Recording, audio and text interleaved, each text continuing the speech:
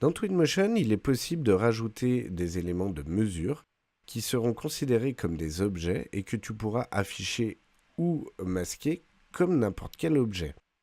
Ainsi, tu pourras par exemple intégrer ces mesures dans différentes phases pour les besoins de présentation.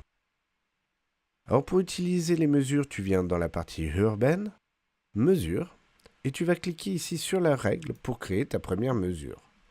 Tu viens chercher ton point de départ, et tu peux voir ici que lorsque je bouge, tu as ou une flèche de 4 mètres qui ne se fixe au niveau du bout sur rien du tout, ou si je déplace et qu'il rencontre un objet, il va t'afficher la mesure entre le mur et par exemple ici le dossier de ma chaise.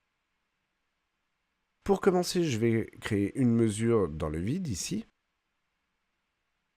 Tu as la possibilité d'être contraint et dans ce cas-là, s'il y avait un autre objet comme le dossier de ta chaise ici il y a un instant, il se règle automatiquement entre les deux éléments. C'est le principe de contrainte.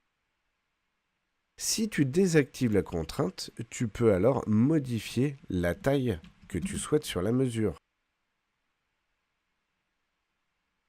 Tu pourras alors changer le placement du texte de la mesure, changer aussi la taille,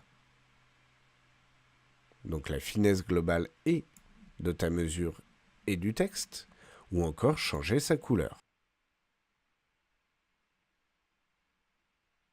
Ici, par exemple, je voudrais afficher la taille, la largeur plutôt, de ma piscine. Donc, je viens sur mesure, prendre la règle, venir chercher la face ici de ma piscine pour voir qu'elle fait 3,98.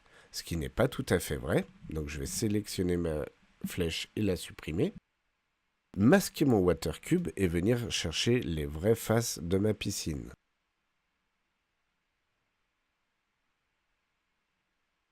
On peut voir que j'avais bien aligné la terrasse à ma piscine puisque je retrouve les 3,98.